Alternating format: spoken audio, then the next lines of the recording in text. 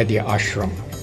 அம்பிகை புதல்வாவும் அருள்மழையில் நனைகின்றேன், அன்பரை காத்திடவே அடிபணிந்து கேட்கின்றேன். அம்பிகை புதல்வாவும் அருள்மழையில் நனைகின்றேன், அன்பரை காத்திடவே அடிபணிந்து கேட்கின்றேன்.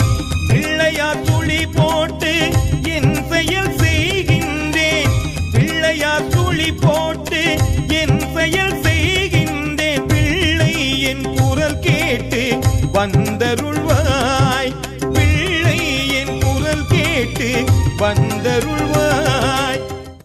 Thank you, Major Bro. Very interesting.